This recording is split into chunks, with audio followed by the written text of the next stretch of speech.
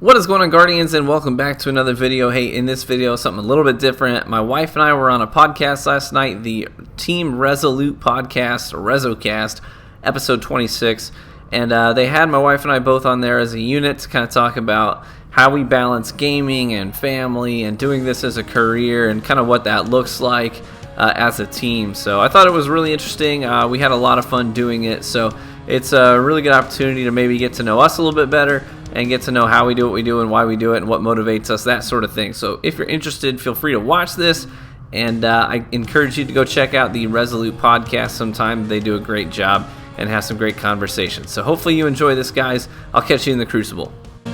Hey everybody, and welcome to RezoCast episode 26. This is Lego, and I've got with me Hove and Triton and our special guest, the legend herself, Girl on a Hippo.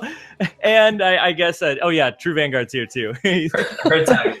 That's me. We let her bring her husband. Yeah, we let it happen. He doesn't let me go anywhere without him. So. I got a leash. It's not very long. Well, we're so glad to have you guys here this week. My week in Destiny can be summed up in just one sentence: Twilight Garrison shaders. I'm so hyped. That's all I'm gonna say about that. You know, we'll talk about it more later. But my in real life, I guess, week has been, consisted of just ordering a ton of Moes, shipping them to Girl on a Hippo, and trying to bribe her way onto the podcast. But I think it worked out well. They were a little moldy when I finally got them, but I mean... And the one that had cilantro, she threw against the wall. Oh, dang it. I wasn't sure exactly what to order, but I knew I was in the ballpark. Well, Hope, how's your week been, man? It's been pretty good. I kind of, I'm sure we'll talk about it, but this was the first week maybe ever that I kind of just got fed up with Trials and the way everything was playing out, and I haven't really played too much Destiny in the last few days. I know, I was wanting to play with you, and then I saw you on Overwatch like every night. I've been playing some Overwatch. And then today I got not stuck, but I started watching Iron Fist that came out, so that's exciting. Nice. Oh, is it good? I saw the previews and I was like, I gotta check it out. I like it. It starts slow, but it's starting to pick up. We gave up on Luke Cage after like 2 episodes. It was super boring. Yeah, I didn't care for it. I don't know. Luke Cage gets good around like 6. It's not like Daredevil, where like Daredevil gets you after like 2 episodes. So ready for season 3 of Daredevil. Like, come on. So Triton, what about you? What's your week been like? Well, my week has also been a part of that awesome Trials run that we attempted on Monday, which did not go as well as the other ones that we had done. But I mean, it was still just kind of neat to jump in there. Asylum's not great for me, so I kind of knew going in that it wasn't going to be a good time, at least for me individually. But still had some fun with you guys. Played a little bit of Rift on Sunday, but just got the platinum for Horizon earlier. I just cannot put that game down, so I finally finished that game. And I kind of just stared at my PlayStation for a while, like, what am I going to do now? But now that you mentioned that Iron Fist is out, I'll probably have to binge that later. But that's pretty much been the week. Obviously started March Madness, so pretty busy for me at work and everything else. But it's pretty good time. How about you guys, True Vanguard and Steph? We've had our lives have lately been a bit of a whirlwind between sick kids, identity theft, selling a home. Trying to get a home ready for selling. Yeah, it's just been crazy. Crazy. Absolutely crazy. But in the Destiny world, it's been good. This week I had probably my best days in Crucible I've had in a while, just in standard 66 playlists. So I've got tons of clips I'm sitting on. It's been kind of fun. Nice. Make Blade Dancer great again. Oh my god. Well, typically during this time, we'd get to know our guests a little bit more, and we are going to do that, but I'm going to let TV have a pass just a little bit. We're going to obviously ask him some get-to-know-him questions. Well, I'll go ahead and hit him with one question up front, and then I might move to Girl on a Hippo for a little bit just to get to know her, since she doesn't have AMAs on YouTube that I'm aware of yet. So TV, just to get started, just for those who don't know about you, which I don't know how they wouldn't have because we've mentioned you on this podcast several times recently. That is just like, what would be, if you could summarize your place in the Destiny community, or if people will come to your Twitter or Twitch, like what would they find you doing? What do you feel like your place is in the community? Yeah, my place has really been, it started out really focusing on the adult men, specifically working class or family men, trying to help them in their limited time that they get to have with the game. try and help them understand it better and how they can perform better so they can really maximize their potential. And that, I'm familiar with that style of life where you work, you come home, you spend a couple of hours with your wife and kid, and then suddenly bedtime for the kids, and then you've got an hour or whatever to game. And so you want to make it count. So we try and focus on those guys and try and give them the tools to make that hour the most entertaining that it can be for them. Yeah, that's awesome. And I know that me and Triton can relate to that a lot, like being like having families and just being like balancing that time of where, what goes where. I'm sure Hove has to balance some time with Mindy here and there. And so he's kind of used to it. But as far as you, Girl on a Hippo, I know that you have a place in the community, in the Destiny community, at least on Twitter, Somehow, I don't know. And now I'm going to Guardian Con, and I'm not going to know a thing about it, but I know people, and I love the people. And that's the thing for me. Like, I probably haven't played Destiny since before Riley was born. Yeah. No, you played not too long ago with me briefly. Oh, I did take over your stream at one point. Yeah, we were there for that, actually. Yes. I very rarely get to watch streams during the day, and I happened to be there for that one, and so was Lego. And we actually got a kill on another YouTuber. Yes, I was so excited. I was like, we just killed. We both won the same raffle. Well, Triton didn't Triton win too? Am I making that up or? No, Triton, we have it set up so that Triton's. Yeah, I've never won a raffle, so. Oh, you have it set up so where you can't. It's on the blacklist. Yeah, that's one of my greatest moments. Normally, a question I ask like streamers is like, "What's one of your greatest moments?" Streaming or on YouTube or in the in the game itself. But for me, one of the most like memorable ones with TV was actually with Goa too, because she stepped in and started playing, and me and Hove just happened to have won the raffle at the same time, and we're never in the same stream at the same time, ever. And we just like coincidentally, so that was a lot of fun. Yeah, it was a lot of fun. But so you're involved, in the Destiny community Twitter area a lot. Yes. Would you consider yourself a gamer too at all, or where? Yes. So I used to game a lot more than I do now. I started way back with Sega Genesis, a lot of Sonic the Hedgehog and Aladdin. I only got to play Tails because my brothers are turds. Can I say turds? Is that allowed? Yeah, okay. You can say whatever you want. It's fine. So I have two brothers and no sisters. And so growing up, it was like, well, you better learn to play and do what we like to do or else you get left behind. And so I played with a lot of Legos, did a lot of Star Wars, and was pretty nerdy. We started with Sega. When the Xbox 360 came out, I just remember being blown away by Halo, the original Halo. Yes. And for me and my dad, we would spend hours every night, until 2 a.m. playing Halo, until we finally just were so worn out, we had to just okay, we've got to go to bed. We're just going to have to finish it the next day. And so, I've gamed for a long time. I don't get to game as much now as I wish I could. Probably for me, it's like Thursday and Friday nights is kind of our nights where we try and get the kids in bed at a decent time and do something. But tonight it was Overwatch. Overwatch. And yesterday we played some Overwatch. Yeah, nice. Lots of GTA. A lot of Grand Theft Auto. She likes to kill hookers. I don't do that as regularly. Did you say hookers? Yeah. Okay, just making sure. Oh yeah. So when y'all do gaming nights, y'all try to do that together on like Friday and Saturday nights and just pick a game y'all both enjoy. Yeah, so we have two buddies from college that we are still really close with, our besties. I hope they're watching. I told them they should be. Anyway, and so Thursdays and Fridays are really the nights that it works for everybody to get together. And a lot of times, we'll pull in some other friends too from the community and whatever we're feeling like. We tried Battlefield, but I'm horrible at Battlefield. The new Battlefield, I'm just terrible at it. That's funny. That's the game I was going to say. You said you played Halo with your dad till late at night. Yeah. Battlefield was the game for me. He was a real, like, he never got into games hardly at all, but he was a big PC guy. Like, Yeah. and so he was just like, when I started playing that, he got into it, and he would like build his own server and host, like, Oh my you gosh, know, he that's went all amazing. out. So that was our thing. That's awesome. Yeah. So my second gamer question is, and this is just one I threw in there because it was something that happened to me when I got married. So my wife doesn't play games much, but I don't think she knew how much of a gamer I was until we were married and she was living with me and like, oh wow, you are a gamer. Like, what? So when you and TV got married, did you realize how much of a gamer he really was?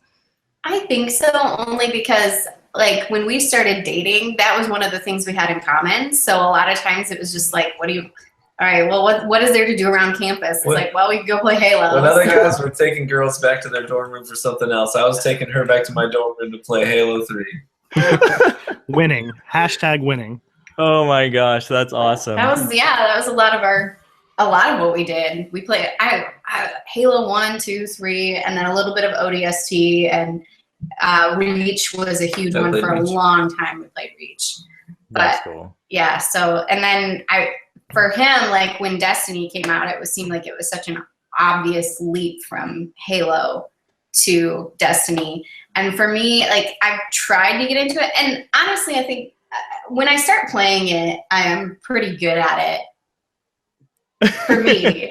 And I do enjoy it, but I feel like with all of the characters you have and how many layouts you can do, I just get too confused. Well, it's too technical for her. Yeah. With Halo, it's obviously everyone starts with relatively the same thing. Whenever I play, I'm like, just pick the guns for me. That's what we do when we play with Titan too, so don't feel too bad. Sometimes it's infuriating. It's like, you know how many hours I grinded on your account to get that gun? She's like, I don't like it. After one game, I don't like this one. Well, I love that because when I first started watching your stuff on YouTube TV, I would see a lot of girl on a hippo in the user tag stuff, and I was like, what? I thought this was TV. Is he like using a friend's account or something? I was so confused. That's because I got a God Rolled Avenue A on her account. I couldn't get one on mine. You should see how many times I log into my PSN and I get messages, TV, I love you, or is this a real girl on a hippo, or are you just a fake? I'm like, dude, I'm not that popular that there's a fake account of me, okay? I could see it happening. Before we move to, you mentioned about you and TV dating, and I know we have some questions a little bit about that I'd like to hear Goa's side of, because I know TV's answered some of these before. But Hove, Triton, did you have any preliminary stuff that you wanted to ask him before we got into Twitter questions? Yeah, I got one. If Hove is kind of marinating on one for now here. Go ahead. So for you, Steph, so I mean, you have a gaming history. Obviously, you have a passion for gaming. You know, we used to play on TV Mod Nights Thursdays. You play a lot of the same games. So your husband comes to you and he says, okay, so we both love gaming. You know, now I want to make this a career. I want to make this a living. I want to be able to support our family. So for you, and then for TV, you know, we've had a lot of conversations about this and so forth. But you think about where the position you're in and the conversations you have to have around being partnered and making this your living now. How do those compare to the decision you make now as a married person with kids, as opposed to someone if you would have made that decision while you were dating in college? Because that's kind of where a lot of people that are looking to get partnered are in their life. So kind of pros and cons of those positions. So, I mean, I guess, Steph, you could go first. That's the best questions. Are you asking me or are you asking him? Well, no, your part is kind of, he comes to you and says, hey, I want to make this my life. So I remember when he started to do the YouTube videos, and it was just a side thing, but he was putting in a lot of hours, which was kind of frustrating because at first you don't make anything. Yeah. I mean, it's a lot. That's the thing. And that's with a lot of any, self-employed business is there's a lot of upfront work. That's the grind, and it's hard to do when both of you have full-time jobs and kids. And there were times where it was frustrating, but I was trying to be supportive. And then I remember when things started to really pick up and he was starting to talk about, I really want to make this a full-time thing. And so we had a lot of conversations, and I think we had kind of decided that if he could make what he was making at his current job, then he could turn it into a full-time thing, which was still terrifying for me as a wife and a mom, because I'm like, okay, we kind of rely on your income. So yeah, last year he kind of made that jump. And I remember my mom being horrified. She was like, I mean, I support Ryan and I'm really excited for him, but are you sure about this? And I'm like, no, I'm not. But I think that's a part of marriage, is just, he was passionate about it and he had proven that he can make it successful. And that's a part of it, is I've told him, and he does this, is you really have to give it your all. And that's been a big part of it. But yeah, you're right. It was a very tough decision. And there's still days where it's kind of scary, because it's like the future is uncertain when it comes to streaming and that kind of stuff. And, it's just supporting a dream. And, if it doesn't work out, he can wait tables at Cracker Barrel. Oh, I like Cracker Barrel. Me too. I'm a sucker for Cracker Barrel. I'm with you. So I have just a quick one specifically for TV. Triton has told a story here a couple times, and I was just wondering if you've ever had to justify any 3 a.m. Destiny sessions by promising to fold laundry. No. Not to my knowledge. Are you talking Okay. about, Are you talking about Fixins? I'm talking about. I never dropped his name on here, but I mean, everyone knows that how I got to know you and Blay was through Dad's, and it was Crota. Crota came out, and we would do that raid every single Tuesday. Oh, yeah. And it was that one night. You're the sword bearer. Remember, you got disconnected from party one time as the final approach. Yeah, you got kicked from the game, and it's like 2:33, and I guess now Fixin', sorry, the word's out. It's you, buddy. All of a sudden it's quiet, and all we hear in the mic is, "What are you doing right now?" I just really like playing with these guys. There it is. I really just like playing with these guys, and then like there's some scuffling, and then all of a sudden he's just like, "Don't worry, I'll fold those," and then that was it. It was just like that was the best. That's my favorite Destiny moment. Like that was priceless. It was absolute gold. Oh, see, he knew it exactly. I just wanted to throw it out there and see if we knew what was going on there. It was really good hearing it from the other side too, though. Hearing TV say the exact line that Martin said. I'll never forget that. No, that was a gold moment. I think in terms of, like, most nights I usually sleep, but there's been a couple nights where the baby's woken me up and it's like 2 a.m. and I'm texting you like, what are you doing awake still? You don't understand. Crota has to die. For the most part, I'm pretty supportive of the late nights, as long as, he has to understand that I need his support in the morning with the kids. And so it's like, if you can manage to do that and stay up that late, I need my sleep. I cannot do that kind of stuff. Even with this one, you're like 10 o'clock. I was like, on a Friday, I'm a rock star, and I'm usually in bed at like 10:30. But no, so as long as he's like super supportive and helpful in the morning, yeah, whatever, you do you.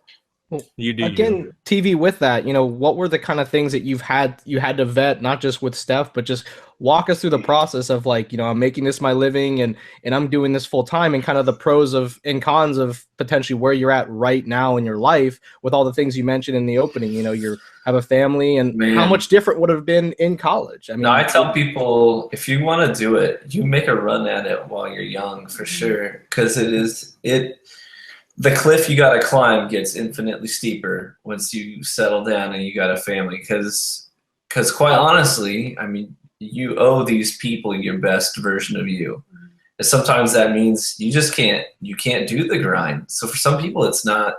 For some people, honestly, if they're in a position late in life, relative to the gaming community, if you're 30 years old or upper 20s, you're married, you got kids. If you want to start the grind there, you just have to understand from the get-go the odds that are stacked against you. Because as a kid, you got guys out there in the community who are really, you got Encoots, Sir Demetrius, who are making a living off of these things in their teenage years, which is phenomenal.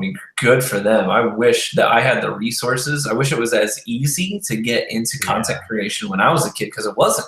You had to drop, you had to drop hundreds of dollars just to be able to have the equipment that could give you what what today is the bare minimum for content creation. What the PlayStation can do on its own in terms of share features and recording, you're looking at hundreds of dollars of an investment. So yeah, I mean, I wish I could have gotten into it back then.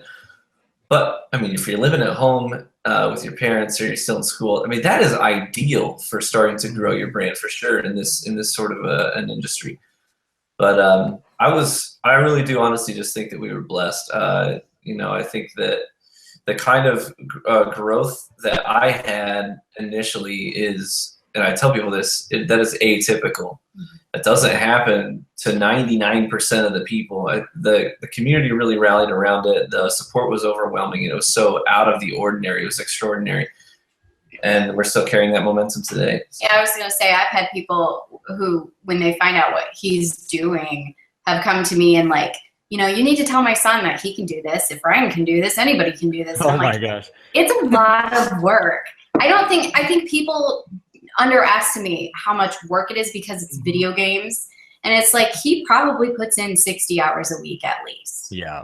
And that's the thing. Like, it is there. And there's some weeks where that's kind of frustrating, where it's like, I know you have to work. I know it's important, but you know, and that's part of it, is just being, you have to have someone on your team. If you're a family person, you have to have a teammate who is flexible.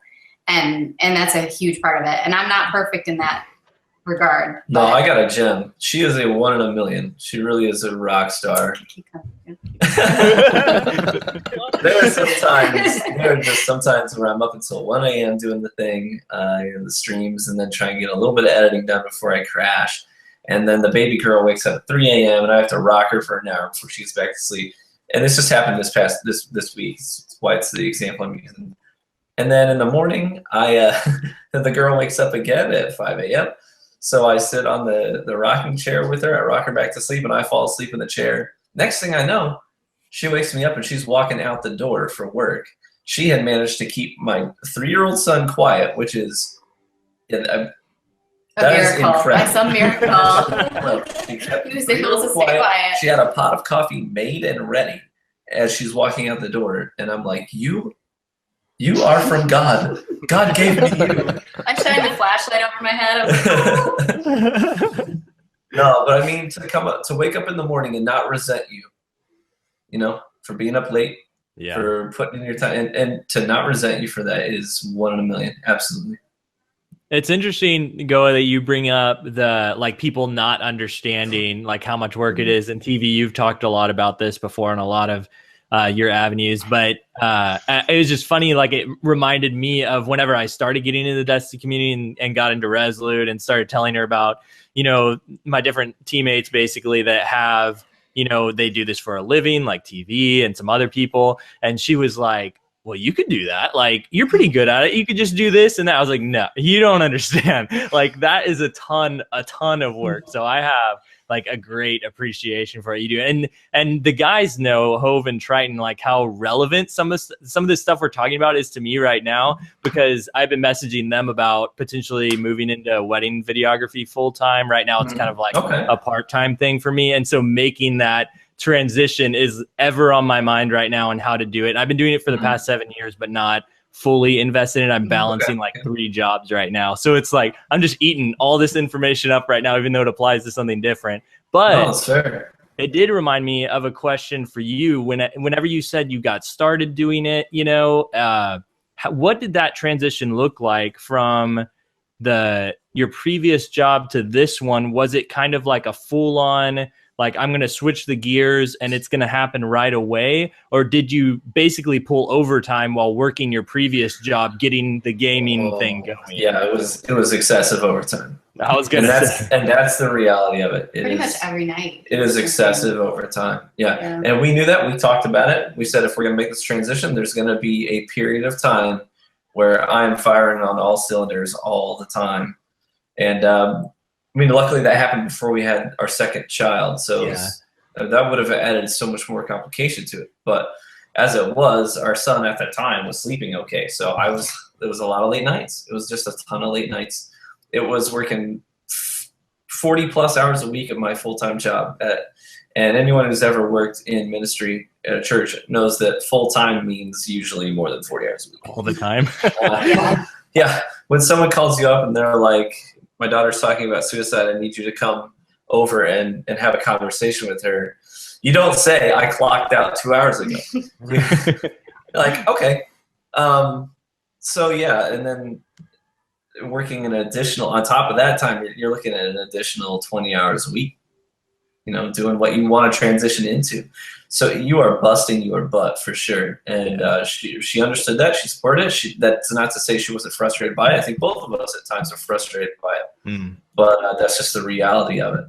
But then making that transition feels so freeing and liberating once you do it. And it's not because my old job was bad. Don't hear me wrong. I absolutely loved where I came from. And I will always value the experience that I had there. But being able to do this full time now, it's so liberating when you're so used to moonlighting it, and then you're like, I get to wake up tomorrow morning and work 8 to 5 doing this. It's an amazing feeling, and that's how I feel every day now. That's really That's cool, awesome, man. Yeah. Well, do you guys have anything else to add on to that, or do you want to move to those community questions? We'll let the Twitterverse and chat get at them. And then we might have another turn at it. So we'll start with Twitter, and anybody in chat while we're doing this. I see you, Nava Bear, being the tool. Nava's cracking me up. I do have to give a shout out to Nava because he actually helped Ryan build his streaming computer and came over and spent 10 hours at our house. I give all credit for my streaming PC to 2 people, and that's N Cooch and Nava Bear. N Cooch, I know nothing about computers, and N Cooch took a lot of time out of his schedule, as busy as he is, I understand it, and to walk me through parts and why, not just what I want, but why I want it. And then Nava for coming over here and spending triple the amount of time I thought it would take to build it. Pretty much an entire day. I was like, can I pay you in beer? And he's like, no, I brought water. We did buy him Jimmy John's. We did buy him Jimmy John's. We just had him on just a few weeks ago, and we were talking about he's kind of like the go-to Rezo Tech guy. Like, he is the know-all, like, be-all anybody goes to. He's a great support guy for sure. Well, the one night we were going to stream Destiny, the 2 of us, our internet went down, and then we were like, Nava, help us! Nava, we texted Nava. I need you. And then I don't think we ended up doing it, and then the next day we found out we were having a then baby. We had a kid. Oh my gosh. Yeah, it's kind of crazy. All right. So we'll start. Nava actually had a question, and it ties in here. What does a bear need to do to get a nice spaghetti dinner? He already built the streaming PC. All he has to do is text me. But he never does. He never reaches out. I'm always the initiator. That's a bad relationship right there. That's back on you. Back on you. It sounds like Ovid Triton's relationship is what it sounds like. We don't have a relationship. You got it. Well, and we're kind of literally anytime we're not working and we're not focusing on the kids, we're trying to get our house ready to sell. So our house is like this crazy hodgepodge of boxes and like paint, and it's just insane. So when we get our new house, Nava, you're coming over. Here, Nava, I'm texting you right now. It says Nava there. Why are you so needy? Huh? Nava, just be happy. He texted you back. My text back from TV are like, sorry, I don't check my text without an actual answer to the text. That's okay. On our conversations, there's just a lot of question marks from me. Like, it's you funny. Respond to your wife ever? I'm looking at my text messages from Triton, and the last person to respond was me. Oh yeah, I that with Triton too. Yeah, I just got a stop whining text from TV. So I guess that at least has content. Oh, that's awesome. All right, so we got Crybaby asks, what are the origins of your gamer tags? Do you want to start? I've been talking recently. It's your turn not to go very first. exciting. Everybody asks me this, and I wish I had a really good answer for you. So I am obsessed with hippos. I love everything to do with hippos. I have a giant hippo around here somewhere. Did we pack that? No, I threw that away a long time ago. Oh, no. That's clear. That hippo's from New Jersey. I brought him all the way I'm back. kidding. Calm your body. Anyway, so I love hippos. I don't know why. So my old gamer tag when I was on the Xbox 360 was a skeptical hippo. And then I switched and I was like, what are we going to do? Well, at the time, there was this video on YouTube that was making its rounds called Guy on a Buffalo. Have you guys seen this? I don't think Yes. I have seen this. God, Yes. Buffalo. Someone It's- in my community group just showed it to me the other day. Oh my gosh. God. When that came out, I showed it to my boss, and I'm not kidding you. His ringtone for the longest time was Guy on a Buffalo whenever I called. Or his wife. So he never knew who was calling him. It was just Guy on a Buffalo. Guy on a buffalo. Yes. So if you haven't seen that, go check out the videos because they're hilarious. And so Very we were, random. yes, and So they random. make me cry. I'll watch them. They're so funny. But anyway, so when we were going to name ourselves, we're like, what do I do? And I'm like, well, I like hippos. So then it was, instead of Guy on a Buffalo, it was Girl on a Hippo. and sometimes people do sing it Girl on a Hippolo instead. Yeah. So that's it. It's not very exciting. That's about it. I like it, especially with the Guy on a Buffalo tie-in. That's I good. know, right? It's That's a amazing. good reference.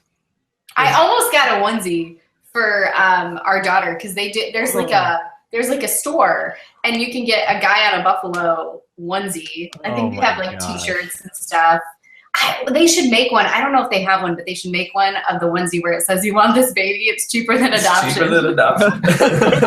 That's my favorite line. Bill. So that's That's mine. Never. Uh-oh. He texts you. Well, the cry emoji. I don't know if You're I don't really know where good. where am I? There. Get it warmer. The cry emoji. Oh, there it is. My gamer tag, basically, when I made the transition onto the PlayStation is when I made this gamer tag. It's not the one that I had on the Xbox community. But when I made the transition, I was trying to think. I was like, man, what? I want a name that really summarizes my playstyle. And this was before Destiny ever came out, before we ever knew anything of that. Before Destiny had any references to the Vanguard, right? So a lot of people think that I made that gamer tag in response to Destiny. I did not. I had that gamer tag for a long time. In fact, that word is not unique to Destiny at all. Other games have used that yeah. word. It comes from Viking warfare. But anyways, the Vanguard were the guys on the front lines, the ones that were hyper aggressive, running out there to initiate the fight. And at the time, I was playing a lot of Halo, I was playing a lot of Call of Duty, I was playing a lot of Battlefield. My playstyle was really hyper aggressive. And so I'm just laughing because the first time I saw it when he signed it up for when we first you were got like, that's so PlayStation, nerdy. I was like, no, I didn't even know what it meant. I was like, True Vanguard, that's a stupid name. And here we are, and I'm like, suck it. So yeah, I made that name because I thought that accurately summarized my play style. And I had actually just come off of playing through Mass Effect 2 a number of times, and I was so addicted to the Vanguard class, playing the Vanguard class. I don't know if you know that one, but that's the one in Mass Effect 2 where you could phase shift into a fight. It was about use your quote unquote super ability to phase shift into a fight and close that gap. So if you had like a submachine gun or a shotgun, you could just like teleport in and then do all your damage. I thought that was that accurately described the way that I play shooters. And I mean, still, I really like to play. Even when I did the sniping, I used to be known for my sniping, but it's a really aggressive sniping style. And then now that snipers have been nerfed into the flipping ground, I use sidearms a lot. And now I get hate for it because they're like, oh, you're a meta scrub. It's like, dude, I was using sidearms for literally years. Get off my back, man. That's awesome. where my game tag comes from. All right, we got one here that Hi, Jeremy. it's a pretty Sorry. easy one. Good, Sorry. good. This one's from True Vanguard. He said, "We're doing this live, right?" Yes, we're doing this live. That's fair. That's a good one. From Wilson309, with all this talk about Age of Triumph, what have been some of your personal triumphs within Destiny or just gaming? Well, clearly that's a question directed at me. Definitely. Personal triumphs. Oh, man. Anytime. Well, let me just tell you what. Today, I got to screenshot Manny. We queued up a Rumble match. Oh, together. I saw that. I just like to bust his chops. Honestly, I love my time with Dad's Destiny. I've got great memorable moments there. Biggest triumphs of the first times that we completed raids together. I remember the first time we completed Crow together. Triton was part of my crew back when we were DoD Eastern, and just wonderful moments making those memories with those guys. They wasn't even PvP oriented, but at the time that's what people did. We did raids. It was when you go on LFG, it wasn't looking for a trial Sherpa. It was looking for a sword carrier, right? Yeah. And that's what we did. So those moments are golden to me, absolutely golden. Any of those times, I still remember. I remember every single match I've ever broken 50 kills on. I remember them all. I could tell you my loadouts, what I was using, how I was using it. We're hearing thuds. I think a dog is having dreams. I think the dog is dreaming. Those 50+ kill matches, you remember all of those. God rolled weapons that I've had drop, those are all very memorable. In terms of biggest triumphs, I think moments like getting the 6-year-old to the lighthouse, which took a couple of attempts. I finally got to complete that challenge with Anbu, and he was a great kid. He really was. Very respectful, which was great.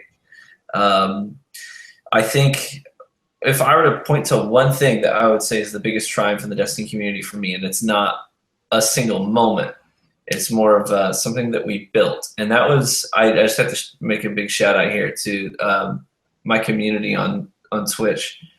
That is, we do things so differently on my channel. Sometimes it shocks people. And I have such a great community that's really rallied behind this idea that we're going to make this channel as family friendly as it could possibly be. And I tell people I'm not against swearing. I mean, we swear sometimes. We're human. But we try to be really courteous and respectful to the people out there who are, because this comes from my early support when the Dads of Destiny. So some of my first supporters were guys who would watch my videos with their kids in the room or with their wife in the room. So we try to really honor that. And the overall atmosphere that we've created in that Twitch room, and it's not just me, it's absolutely not me, it's my mods have really rallied around it and helped to promote it. The people who have subscribed and all and stuck around for a long time. Triton's the worst mod. Yes, I know. He's the worst mod ever. Dude, what are you talking about? I'm Literally, like the best when mod. he comes into my stream, he'll just type any command and then go #mod stuff every time. I'm like, Triton, you're the only mod here right now. You run a raffle, and he's like, what's that? I gotta go. I gotta hot pocket in the microwave. Okay, I participate in the raffles. I usually tell people not to spell something wrong. I don't use commands in your stream. No, but seriously, the community that we've created and the atmosphere that we created is so incredible and so unique that it still shocks people to this day when they come to the stream. They're like, this is so chill and relaxed. And it's like, yeah, because this is the atmosphere that we promote, the atmosphere that we create. And even the trolls, some of the trolls, I've seen actual trolls turn around and stop being trolls and just start being chill, relaxed I haven't changed. additions to the community. And I just, big shout out. I think that's probably the biggest accomplishment for me, and it's not me personally, it's for our community. It's just that the community that we've been able to create together. And I think that's why I've kind of become a part of it too, is just, I don't get to be in his streams as much as I used to, but when I'm there, it is such a fun communody. I could care less about watching the game, but it's more just fun interacting with people. Bad? That's weird. I'm gonna unplug the mic. I need to sit. And that's the thing. That's kind of how I got into it, and then was starting with streams, and then you were obsessed with Twitter, so I was like, all right. And now I'm obsessed with Twitter, and no, it really is an awesome community. I'm seriously blown away. Not only that, but the generosity. Oh, absolutely. Of this community is amazing. Just seeing the streams where we've raised money for MTash, that whole situation just this past week. And then there's Benedict Cumberbatch. What? Yeah. Isn't that awesome? Anyway. Like Benedict Cumberbatch, but he's I get really distracted. I think she got it. I got it. Anyway, so... But the St. Jude's, or even Make-A-Wish, the community has never said no to that kind of stuff. Even when we first really when he first got into streaming, this is before he was full time, and our dog had terrible. He tore his ACL, and so he started talking about like, "Hey guys, you know, I'm streaming for this." It was like $1,000 thing, and I think we ended up only having to pay half of it because the community was so generous in helping us raise the money for that, because it's like we at that point had no idea how we were going to pay for this. Yeah. I'm pretty sure we didn't have to pay for half. I'm pretty sure they covered it, didn't they? I don't remember. I thought they did. I don't remember. But either way, it was just, we were blown away at how, and still are. I mean, it's just a great community, and that's why I want to go to Guardian Con. Is like, I want to meet these people. These are wonderful Most people. of them. Try to get up there. What's that? At Guardian Con? Yeah, we're all going to be there. Oh, sorry, you cut out. This is your podcast. Do you still listen? He doesn't listen. He does that sometimes. Okay, I've never fallen asleep on this podcast. Were you insinuating that if Triton goes, that you were thinking about not doing it anymore? Let me just say that I didn't actually say that. I might actually cosplay. We were talking about this today. Oh, yeah, this was great. Yeah, I might cosplay as well. Let me see if you can guess. I'm going to wear a Legend of Zelda shirt with a fake knife sticking out of my back. So who do you think? KJO. Yeah. Yeah, he's got it. That idea came up this morning. We were talking about it. I was like, oh, that would be funny. That would be awesome. Blood.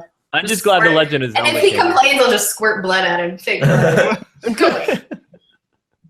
It's got intense. Oh, yeah. All right, we'll get to the next one here. This is an easy one. TKO Prophet wants to know, when is the trial stream going to happen? I'm assuming he means with both of you. Yeah, probably. That's a tough one. Initially we had it planned. Her light level was up, everything was good to go, and literally the day of, we got a phone call from my OB that, because my pregnancy was high risk at the end with my daughter, and we got a phone call. It was we'd actually been tweeting about it. We're like, tonight's the night we're gonna do this, and we got a call that, long story short, my levels were too high, and they were like, yeah, we're gonna need you to go in the ER, and we're gonna take your baby out in the morning.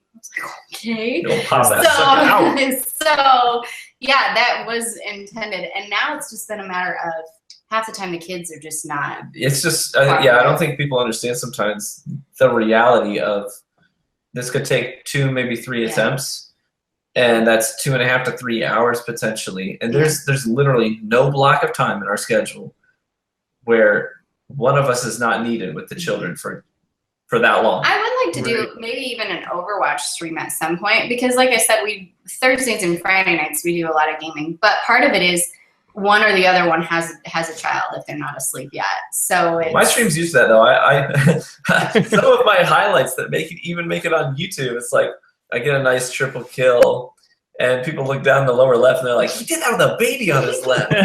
Baby just like chilling, just like watching the screen. My favorite is on Fridays because I'm home. I like bringing the baby down and like slowly creeping into his. You need to do it with her in a green onesie. We did that one time. Well, it was like sort of fuzzy. But do a full, just green one though. It's just a go floating baby head flying around the screen.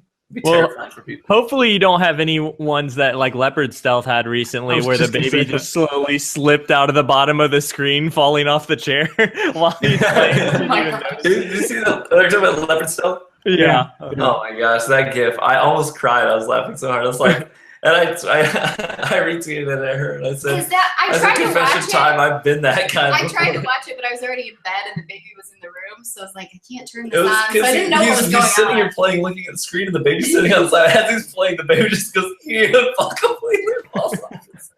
It's so awesome. Please tell me the baby was okay. I died. Oh my goodness. Oh my gosh. No, the baby was in critical condition, but it was hilarious. Oh my gosh. Escalated quickly. That's a joke. That's a joke. It didn't happen, chat. Yeah, we're good. We're good people. Everyone's okay. He has yet to drop a baby while streaming. That's good. He's got one up on Leopard Stealth. All right. Next question is from Chibi Kim, and this one is for Goa because TV has, I believe, answered this one in Q&A. Yeah. Oh, wait. Okay. He did? In a Q&A, yeah. Oh, yeah. Okay. How did you two meet, and how did TV propose to you? Kim says she's a sucker for love stories. Okay, well, see, Ryan likes to tell the story how he pursued me and I turned him down 7 times because the number goes up every time he tells the story.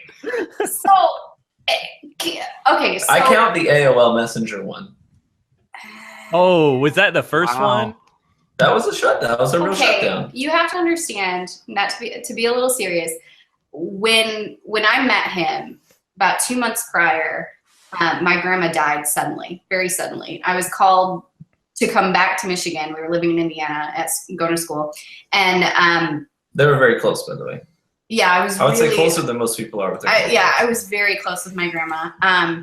So I was called to come up, like, you need to get up here today.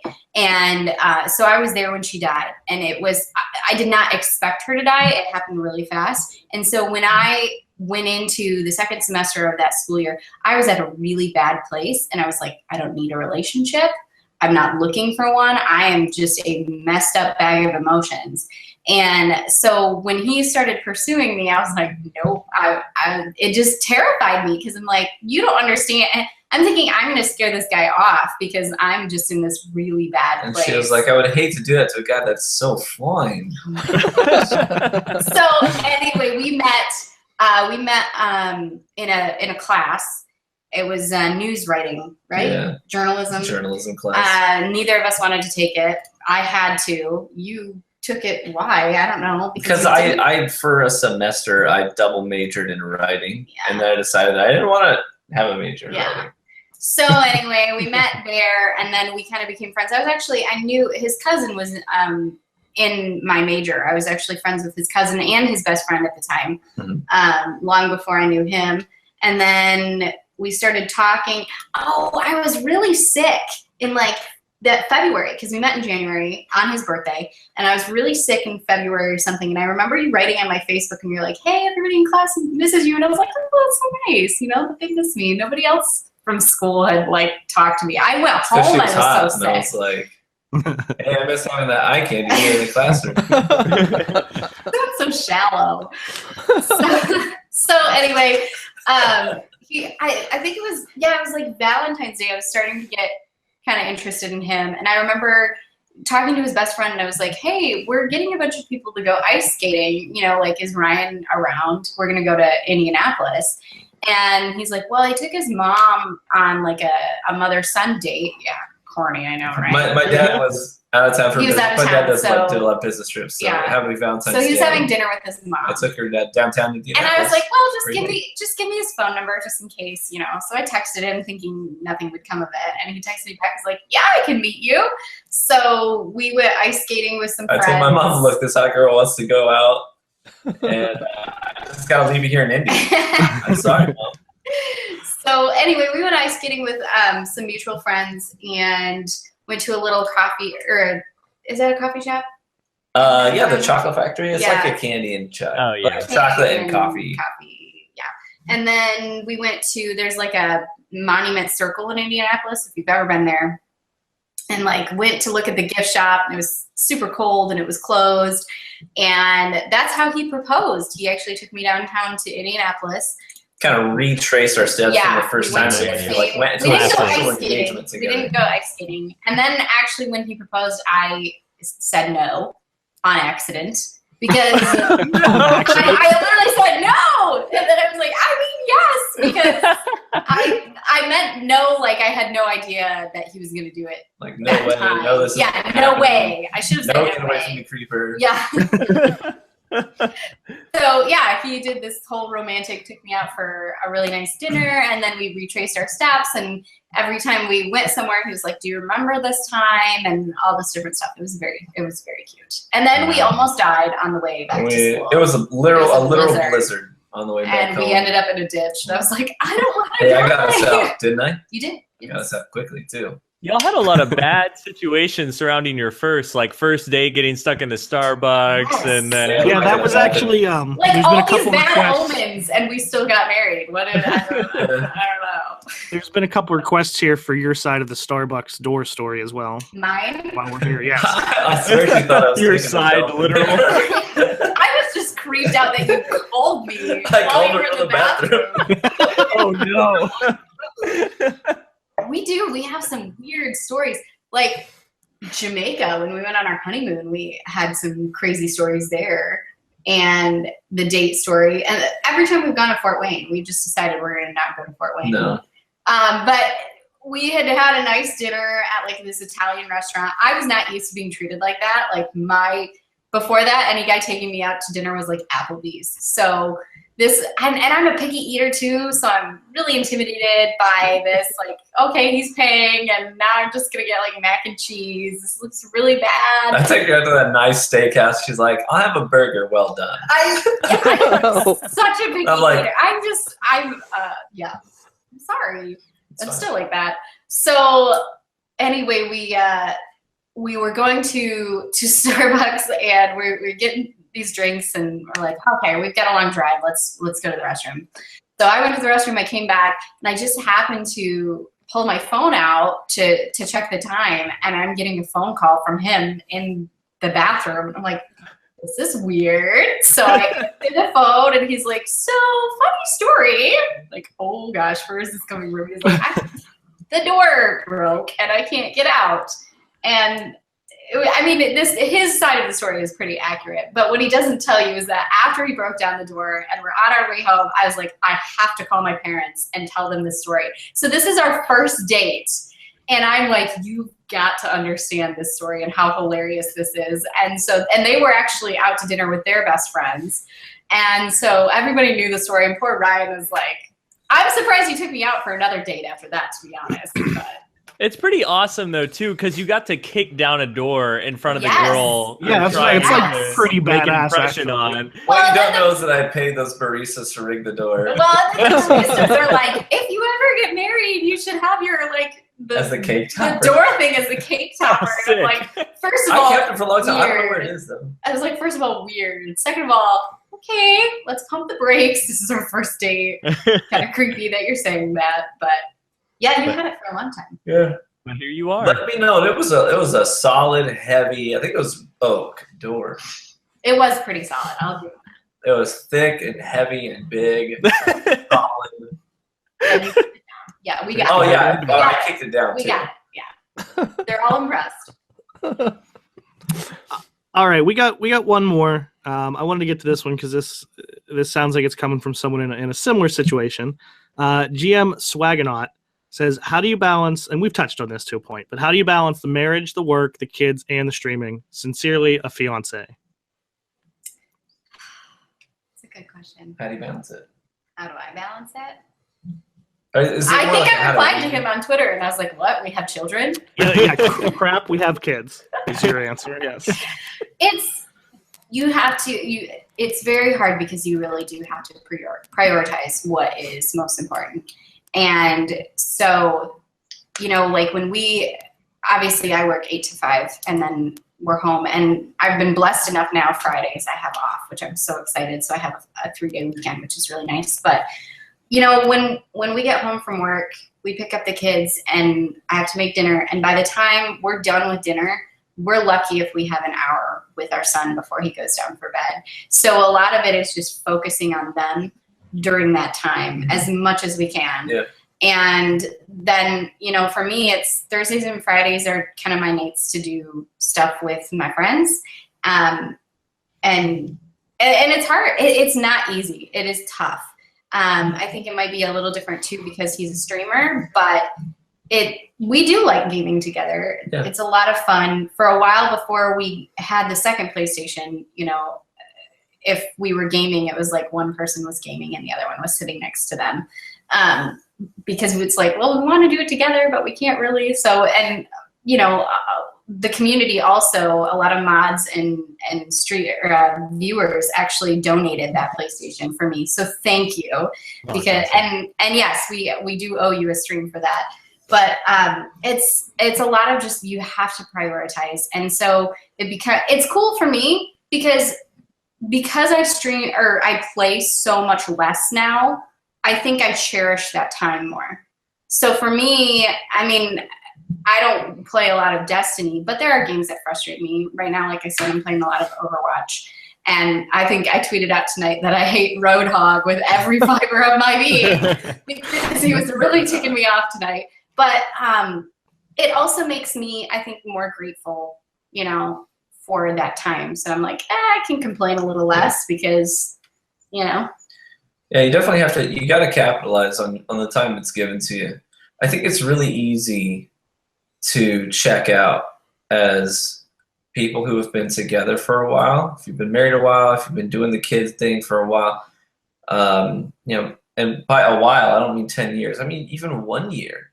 Sometimes you just fall into that trap and you just kind of check out where you're sitting in a chair while the kids are playing and you're checking your phone or whatever.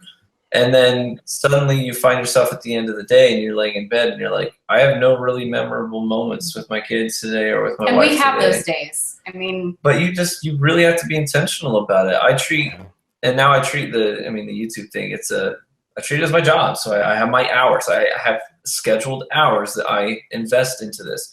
But then when I'm away from it, I may check my phone every now and then, just try and keep up with a couple of messages or comments on things. But for the most part, it's put the phone down, hang out with the kids, build a choo-choo track with my son.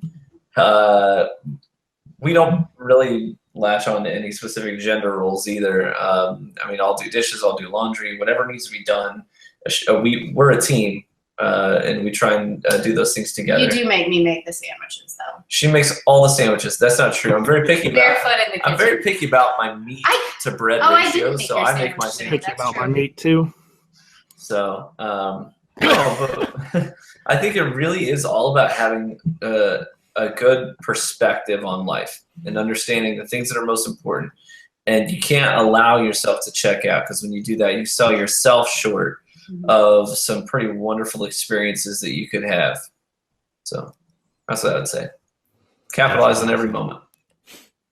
I like it. I like it too. Quick, easy one. Before you started getting into YouTube even before you went full time, but as a paid thing, how much time did you spend just gaming? Just gaming, more than I should have. We gamed a lot before Grady, and actually when he was real little and he slept well. Yeah, we did a lot more gaming. But yeah, no, I was a typical male in a lot of regards, in the sense that there were just nights where, I don't know if you know this or not.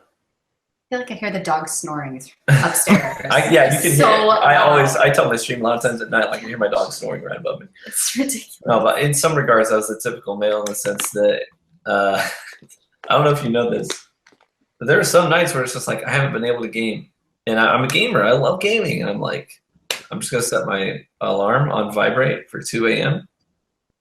and I'm gonna slip out of bed, and I'm gonna play for an hour or two. And I'm gonna slip back in. I'll covert like. If you can do that, I love my sleep. I can't do that. No, I did that a lot at our apartment in. Really? Maine. Oh yeah. I had no idea. Yeah, because Reach was the thing, and I was like, I have got. We played that a lot on Saturday mornings with Kayla and Chris. Yeah, that's how we really got to know Chris. Yeah. Yep, that's right. Yeah, lots of Reach. No, but yeah, you try and find your spare. I mean, it's just like any hobby. It's not just something that I think a lot of people look at gaming in a negative light, especially it took a while for my dad to even really understand it. Now he fully supports it, but there were times where he's like, why? And he would ask me, he's like, why would you waste time doing that? And I'm like, it's for the same reason that growing up, you and mom sat in front of a TV at night and watched your shows. It's entertainment. But for me, it's an interactive form of entertainment. Right. And it's social. I like the story that when he started getting into streaming, I think your parents were talking about it or something, and was like, why would people watch you play video games? And I think your mom said something like, the same reason you watch people play golf on TV. It's like, and now, funny story. Now, last week, I talk to my parents every week. I was on the phone with both my parents this past week, and my dad tells me this story about how he was in a board meeting. My dad's a executive vice president of a college out in New Jersey. Oh, and he's in a board meeting, and some guy makes a snide remark about gamers and gaming, and my dad was like, he said, I didn't even skip a beat. I was like, hey, my son is a gamer. He does this. Anyways, it's just kind of funny in the transition he's made. But yeah, it's just like any other hobby. It's it's where you feel refreshed and refilled a lot of times. It's something that you draw from, not something that some people see it as a parasite, something that you dump into and you get a thing out of it. And the reality of it is, for the overwhelming majority of gamers, it's something we get something out of it. And so that's why we try and find those moments. Absolutely. It's always bothered me when people paint gamers in a negative light, and I just want to. It's like everybody has their thing. I mean, for me, it's maybe not necessarily gaming, but I love hand lettering. If you see me on Twitter, sometimes I'll post just talented at it too. And I'm nerdy about it. I'll admit that, and that's fine if somebody thinks that's stupid. Like my boss jokingly says to me this week, he's like, "There's only so many ways you can write a letter," and I was like, "Thanks, really appreciate that." But you know, like for me, it's therapeutic too, and I get that with gaming. The same thing. It's for a lot of people, it's their way to unwind, and what's wrong with that? Right. Getting off my soapbox, stepping down.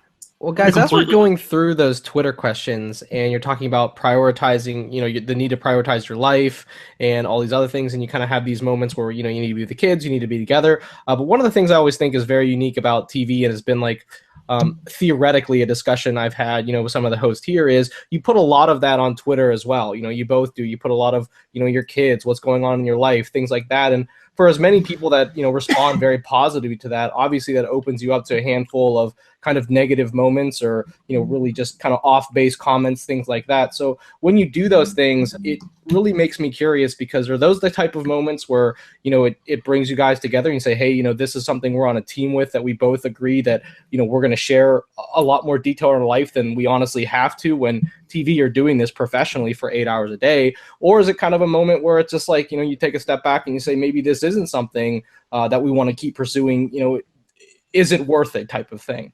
Oh, like if we get negative comments and that kind of stuff? Well, just putting yourself out there so much for people to see your personal life. Sure. What has that been like as a family and as a couple? Go ahead. I think personally, I enjoy that aspect of it.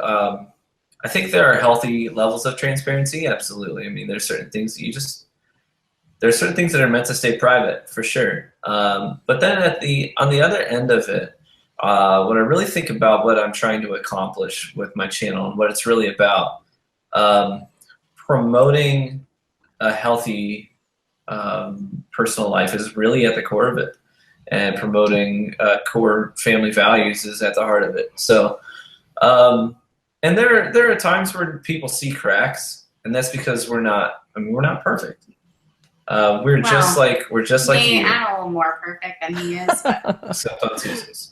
No, but there are times that we show cracks, but that's okay, because I don't want to set a standard that's so high that people would look at it and say, that life is so perfect, I'll never attain that, and then they'll feel, they'll feel less, than they should feel because of it.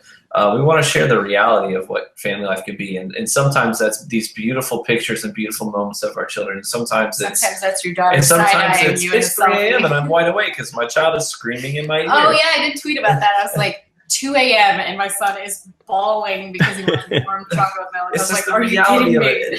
it. When we wade through these things together, it's something that we're not ashamed of.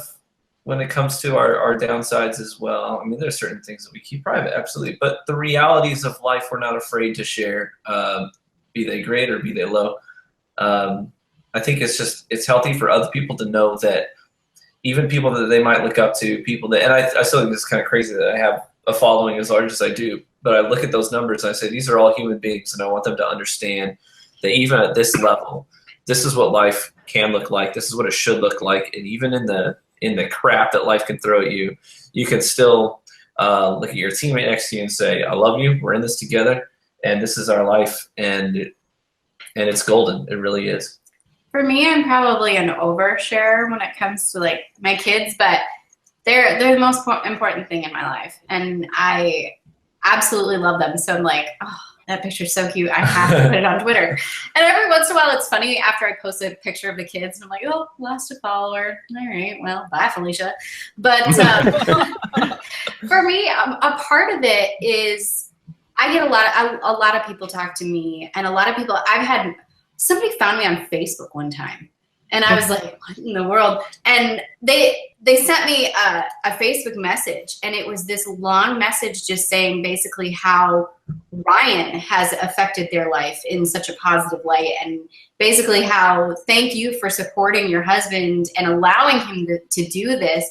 And at first I was creeped out because I was like, how did you find me on Facebook? But then afterwards I was really touched by that. And I promise, I don't even remember the person's name, but they're not creepy, I promise. But part of it to me is I get a lot of people who say to me, you know, Ryan's a really great guy. And I always have the same response when I'm not being cocky or sarcastic, that what you see is what you get. This is the person that, you know, who he is on stream really is the person that he portrays himself to be. And so a lot of times when I'm tweeting about him, if I'm not being completely sarcastic, it's because I want people to know, yeah, that is the person that he is. He's not putting on some facade that he's, you know, this great guy when in reality he's such a jerk to me or something, you know, like Triton. Yeah. Triton's not putting on a facade. It's funny you say that. I was curious. Is my mic still working fine again? Okay, cool.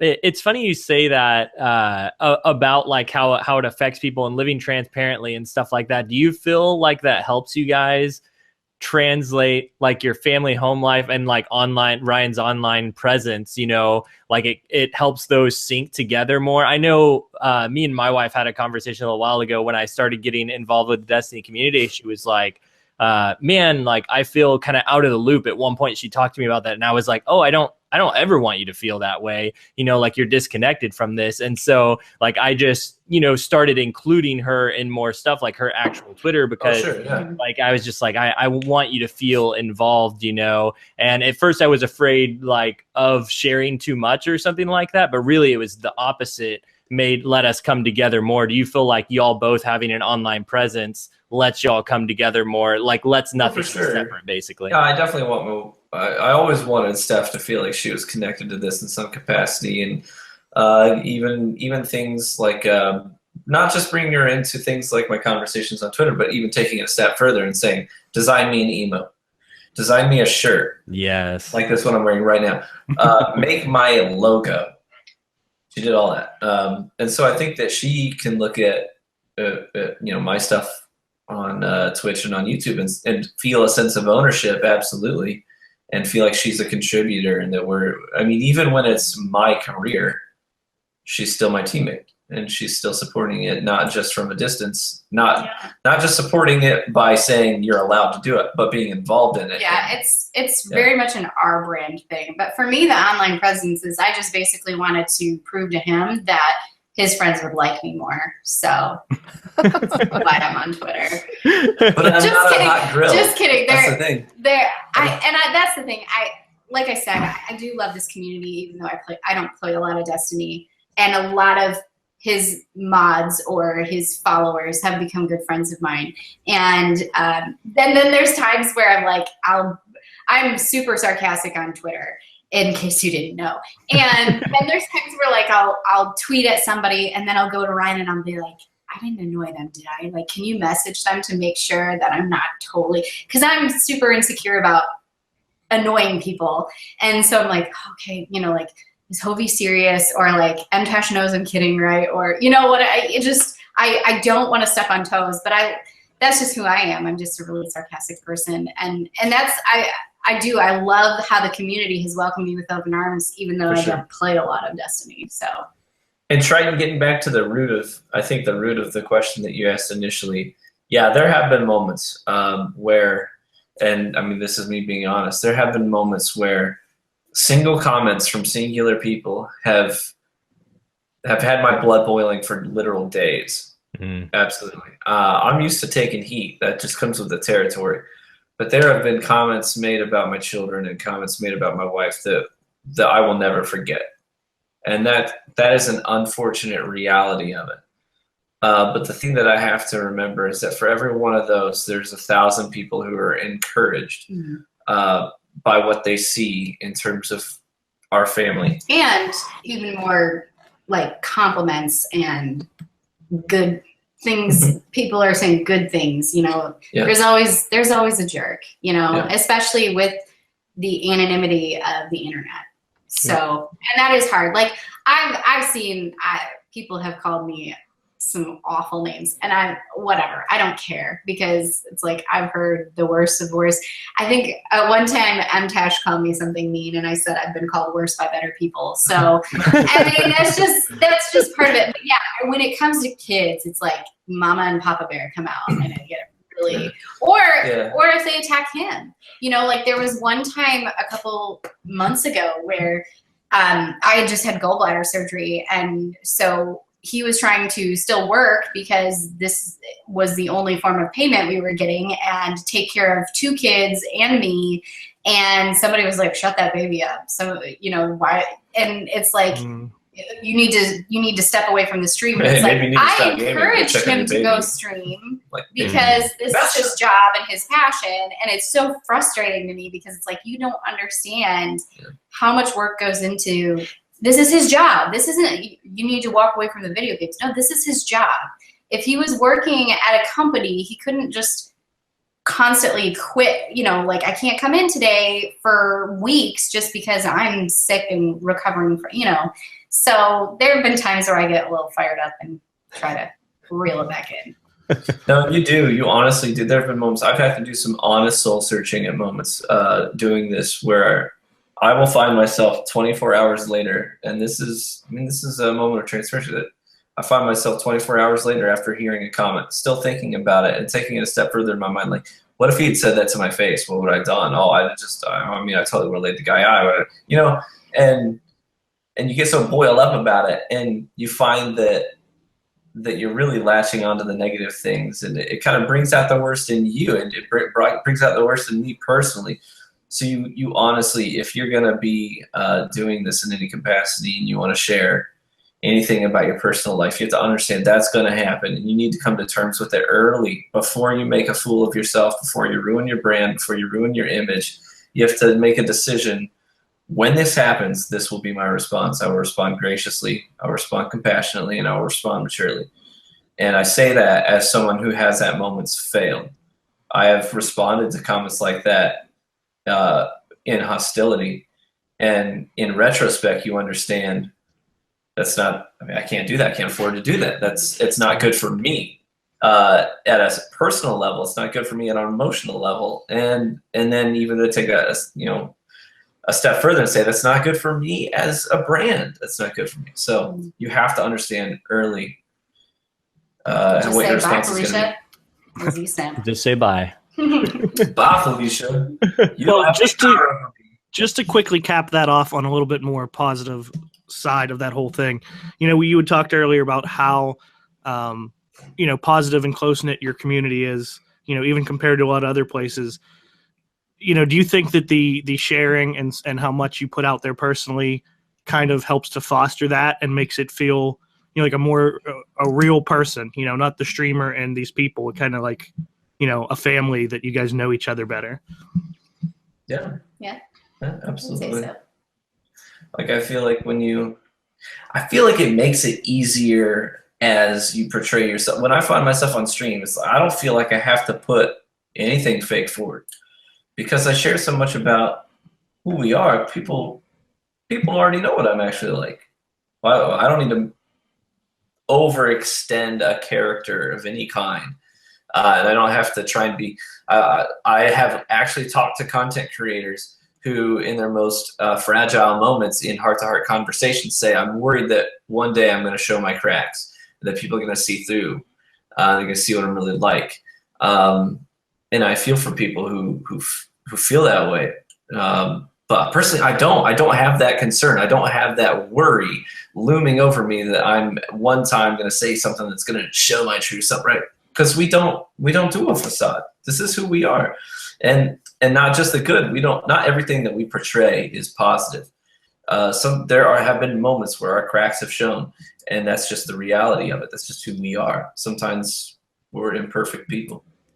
Well, I just want to end that off with a really positive thing too, and that is, you know, you say like that you've had the cracks shown through and stuff like that, but at the same time, you've also shown the community like how you react to that, how you learn from those situations whenever they do happen, and how you've analyzed them and thought forward about like how to respond to them in the future. And it just really shows, because like even just on this podcast, we had I think Hannah Montana on a little while ago, and we were all talking. One of the Twitter questions that week was like, who is like the person you look up to in the Destiny community, like the person you aspire to be to, and like everybody's answer was TV. Like you're like, yeah, I mean, there's this person. Me?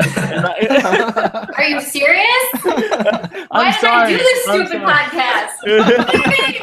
Actually, a couple people tried to make their answer you, and Triton said no and cut it out. Yeah, said really, it you're gonna put this on me. You owe me a lot. It's always your fault, Triton. You're gonna pin this one on me. The same person that has conversations about Moe's like once or twice a week with these two people, you're gonna say I tried to turn the tables on them. Not gonna happen.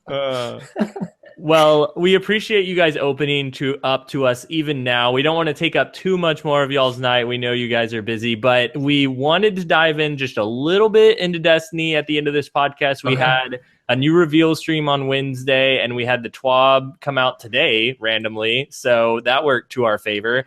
But it was basically what was in the Wednesday reveal. But we'll just talk about it for a little bit. And then we'll close it out. The first thing I have to say, reiterate from the beginning of the podcast, is Twilight Garrison shaders. They finally showed we're going to have a shader for the Twilight Garrison after all of this time. Your life jacket can change colors, but you still can't deflate it. And that's I can't deflate it. I could change to a female character maybe.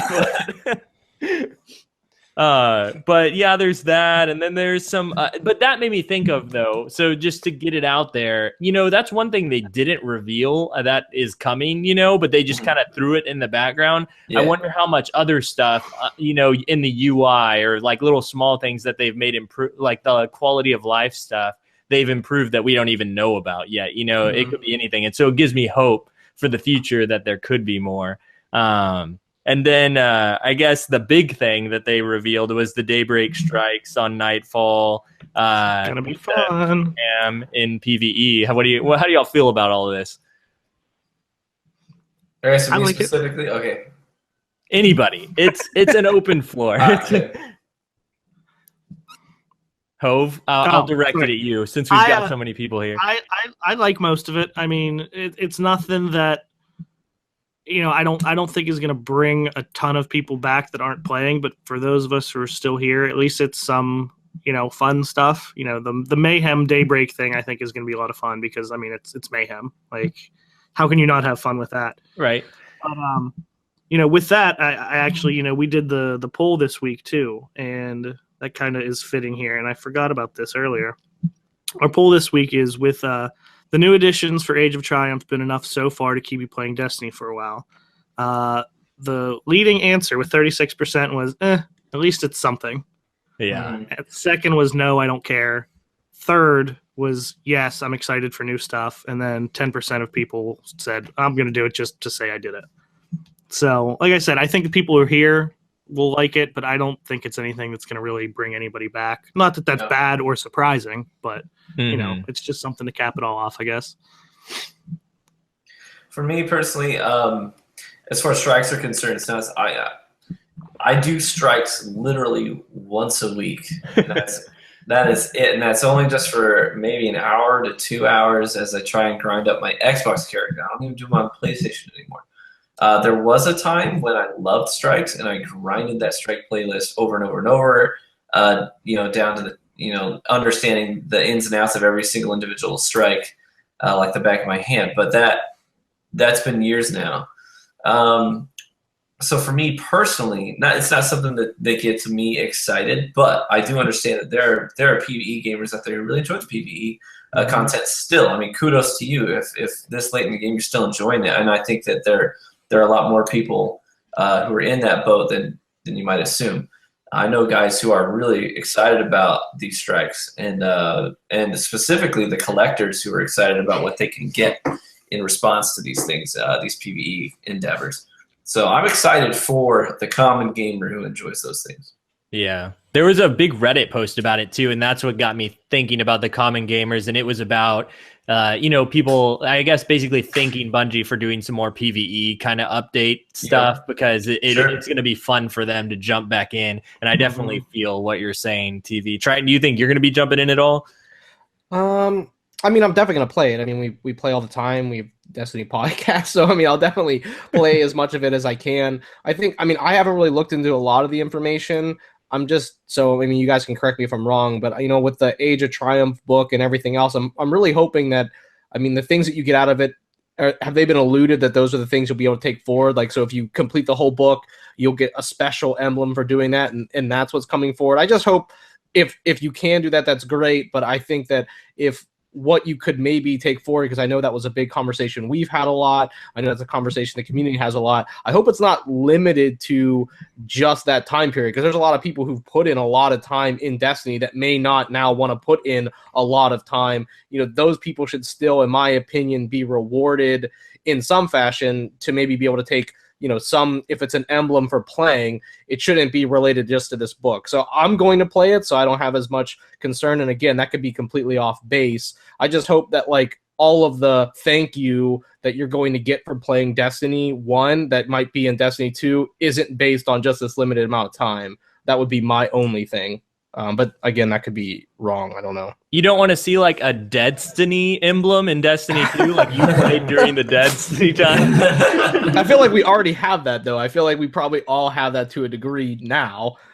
So I don't know if I would just be upset if it's I played all the way until, 2017. How come I'm not getting anything? I mean, you can't satisfy everybody. We know that.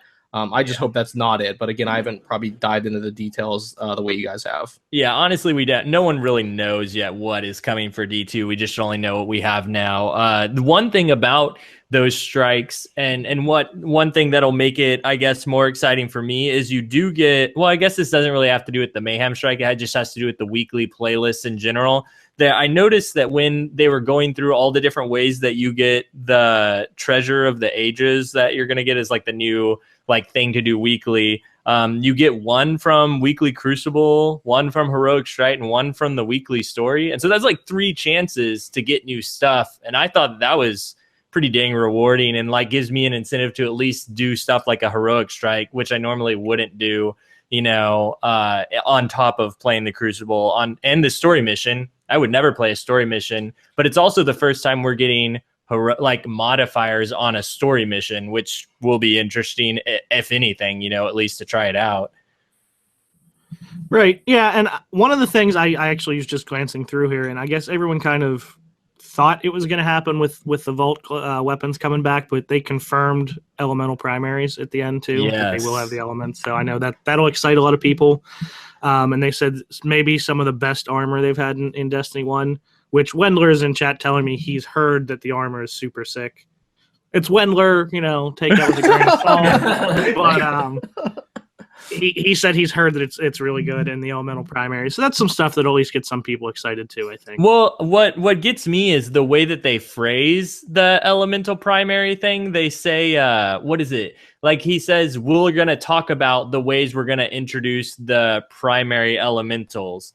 And he says we also have some explaining to do about those elemental primaries that are staged to make a comeback. It gives me kind of this feeling that maybe they're going to introduce them in a different way. A lot of people theorized way back when, hey, if you bring back elemental primaries, what if you were able to apply those elements to different guns or stuff like that, And I don't think really that they'll change them that much, but the way it's worded is hey, we might do something a little different, maybe a little more than we're expecting.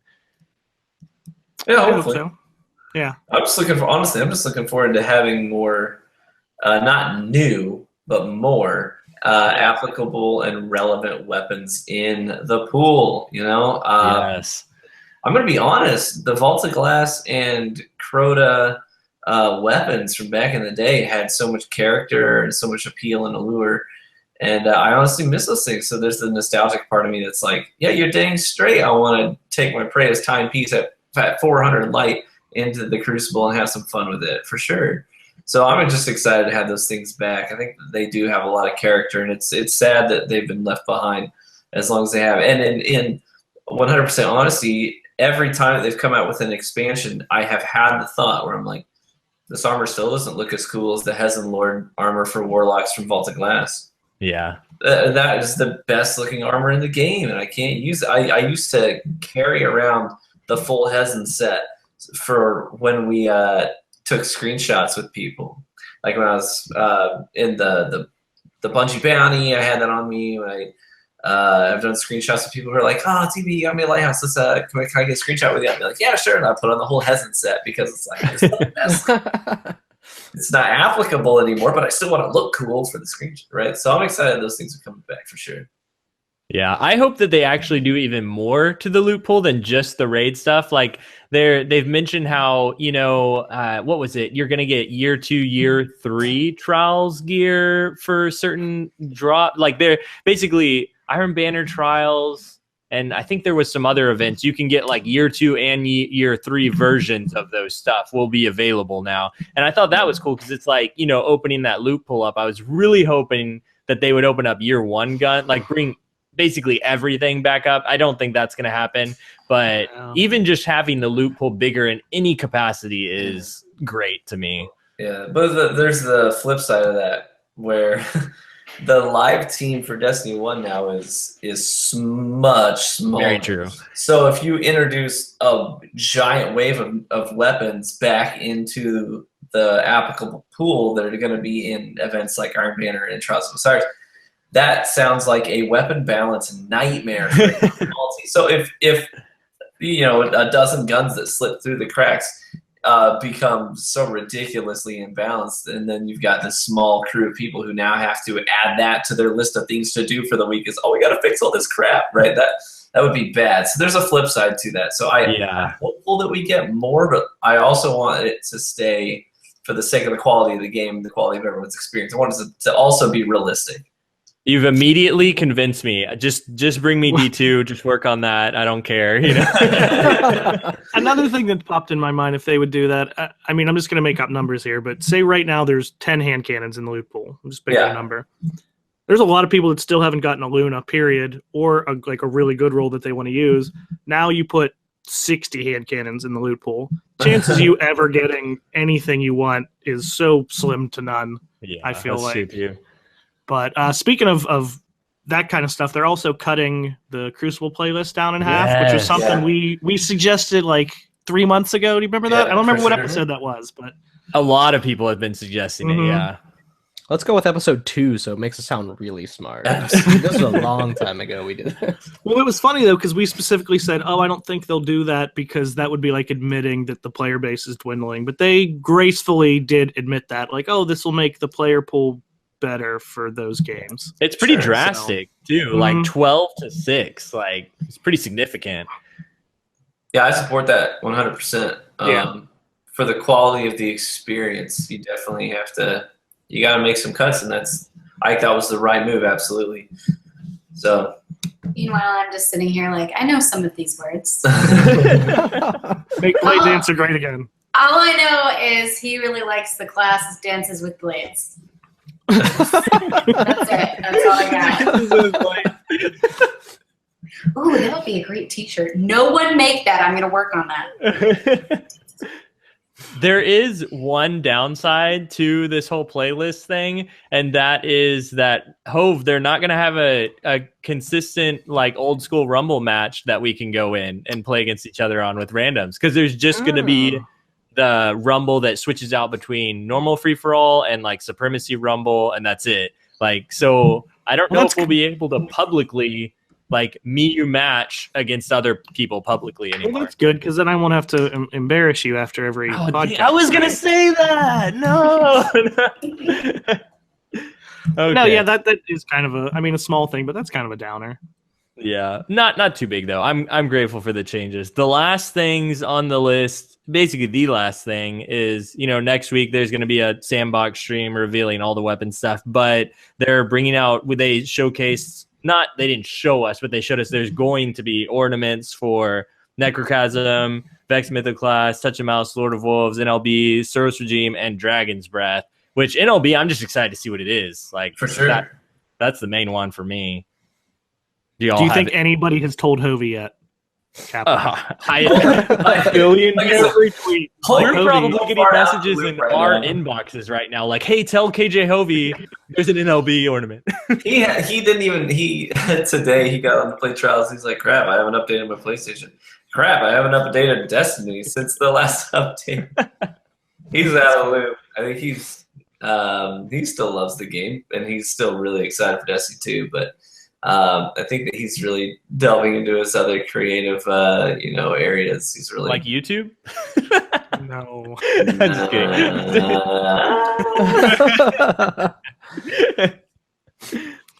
No, I've thought many a time about making a 5-minute long YouTube video. It's just entitled "Hovey searches for the upload button." It's just like him looking everywhere on the internet. Terrible. I don't even as mean as what I did. That's more mean. That's more mean than what I did. You can make it like a documentary, like the Noob Hunter video you did, like Hovey searches, him looking around. That'd be good. I'd watch it. Like I still get comments on that video. The wild Hovey out searching for the upload button. yeah, exactly. There we go. It's a true story. For that video, I had T. Curiella. I had TK record that commentary for the Noob Hunter. For the Noob Hunter, because I wanted it to sound really. I wanted that thick Australian accent. The name just was bright, right? And he recorded that whole thing, but unfortunately I had issues with the audio for the file he sent me, and I was like, I just need to get this up, so I just recorded it myself. But I did have an Australian man narrate that. That's awesome. Well, I think that's it for the TWAB and the Wednesday reveal, and I think for this podcast too. TV Goa, thank you so much for coming and hanging out with us, taking the time out of your day that you could be streaming yourself. We really appreciate it. Or sleeping. It's all good. You gave me an excuse to finish off my bottle of scotch tonight. So. Nice. I've had fun. Good. I'm glad. If you ever want to have me on the podcast without him, you say the word. Just that's the thing. DM I don't trust her to talk without DM me. I don't trust her. And we'll have a Goa reveals all like. Oh, this sounds the good. real TV story. Yeah. It's gonna be our best episode yet. We'll go viral. Well, this has been Lego, aka Legole Flash. You can find me on Twitter, Twitch, YouTube at Lego LE Flash. Hove, where can they find you? Same places. Twitch, obviously. You might be here right now. Twitter and YouTube, Hove76. Pretty easy. Straighten. Well, first, we need to kind of get on this campaign to have Hove switch over some stuff. He's been thinking about different Twitch names, maybe a different PSN, not like in the 76. So if you have suggestions, definitely send them towards Hove. But you could find me all the same places under Triton, please. What, Hove? I just said. I mean, you thought I was going to make a reference to like Stripper Mindy, or I did. Well, I didn't, and then you brought it back to me, and then I brought it back up. So there it is. So, but you guys can find me all the same places. Triton, please. The please being PLZ. And how about you guys, Goa and TV? I'm on Twitter. I'm not on Twitch much, but it's the same, Girl and a Hippo, for both Twitter and Twitch. Yep, you can find me on Twitch, The True Vanguard. Same for Twitter, The True Vanguard. YouTube, just search True Vanguard because they still haven't fixed my friggin' URL yet. Oh, that's so frustrating. Yeah, and you guys for sure, go check out both of them on Twitter for just hilarious sarcasm and family banter. It is the best. And obviously, True Vanguard's for his incredible PvP skills, but also just his general like wealth of Destiny and gaming information in general. Be sure to check all that out. And you can also find Rezocast on Twitter at Rezocast, and we'd love to talk to you. Anything about Destiny, about clans, about the community, we just love to hear from you. Hove, where can they find more about Resolute at? Twitter at Team Resolute, and also on Twitch at twitch.tv/ResoluteGaming7. Awesome. Well, this has been Rezocast episode 26 with Girl on a Hippo and True Vanguard. Thanks you guys for joining us, and until next time, GG. GG. What they said. Yeah.